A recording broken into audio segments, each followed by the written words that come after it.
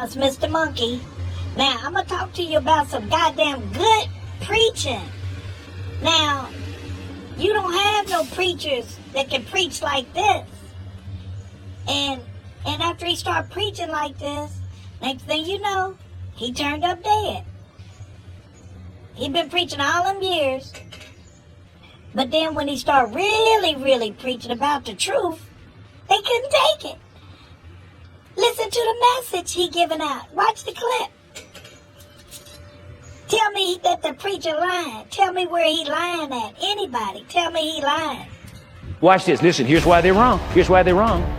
They won't even apologize to the best citizens that they've ever had. Now, listen. It wasn't black Africans from Nigeria that flew over Pearl Harbor on December the 7th and declared war on the United States of America. Approximately 3,000 plus Americans were killed by the Japanese on the day of Pearl Harbor when Japan declared war on the United States of America. And then after that, they gave them $20,000 apiece and apology for declaring war on them. And black people have been the most loyal people to the United States. They have never, ever declared war on the United States. Never.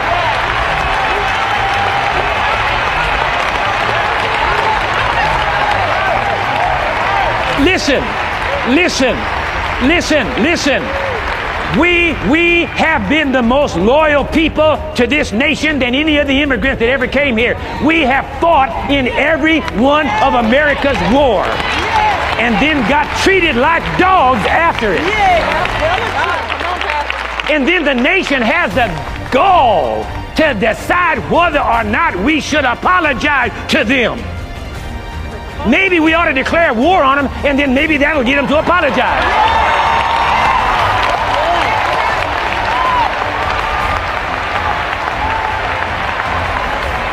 I mean, right is right, doggone it. Right is right. That's just downright criminal. That's just downright criminal. We have fought in every single war. We have been butchered and destroyed and shot up and come back to this country and couldn't even get a job. Just because we were black. And you say you're going to decide whether you apologize? In God we trust. What God? See, they did the same kind of thing when they gave us, supposedly gave us emancipation. You took a group of people,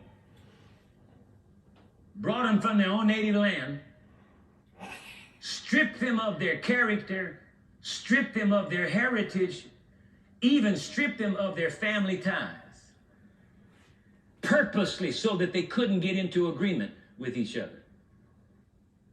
Took the father, grabbed him and sent him north, as it were. Took the wife, sent her south. Took the kids, sent them west. Took the other kids, sent them east. Split them up.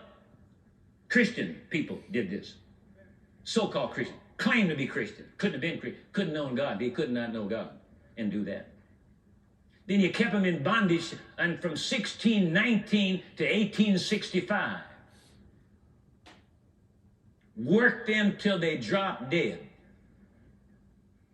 Because there's plenty more of them in Africa, so just kill these. You don't maintain. You don't keep them healthy. You don't keep them up. Just let them die and then get some more. That's all. Just purchase some more. You got money, go buy some more. And that's what they did.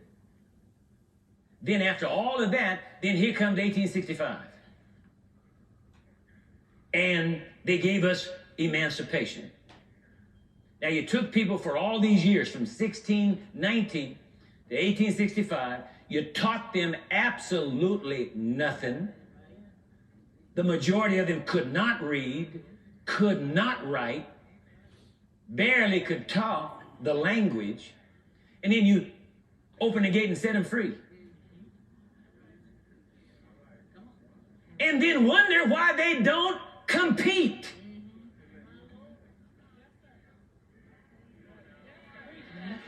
Are you hearing me? And then wonder why they don't compete. They can't read. It was against the law. And the wonderful, good, precious, honest white Christians that did teach their people to read, the people that were under their jurisdiction, they did it at the risk of their lives. It was against the law to teach a black man to read. Then you turn them loose and then wonder why they don't do better. Why they don't act more civilized. How in God's green heaven can they act civilized when they've been treated like animals for all those years, and then you just open the gate instantly and turn them loose and then wonder why they don't act right? And a lot of what's going on today stems directly from that, because it's a thing that's been shifted down through time, and a lot of blacks, they act that way because they don't know any better. They don't know. It all started in the very beginning. We'll get into that later, but it all started in the very beginning when the preachers got into league with the slave owners. Come on now. Come on. And the church sanctioned slavery. The church. That's the only reason slavery could exist, because the church gave the slave owners the courage to be able to exercise slavery and call themselves Christians. How could a preacher, my God, help us, have mercy on the church. How could a preacher, a supposed minister of the gospel, stand by and watch a family offered up for sale on the auction block like you would a cow or sheep or goat?